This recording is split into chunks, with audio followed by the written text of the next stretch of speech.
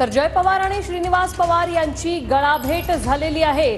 जय पवार यांनी श्रीनिवास पवार यांचे आशीर्वाद घेतलेले आहेत। अन्याय झालाय, त्याने खूप सहन केलंय असं सुद्धा त्या पत्रात म्हटलं गेलं होतं।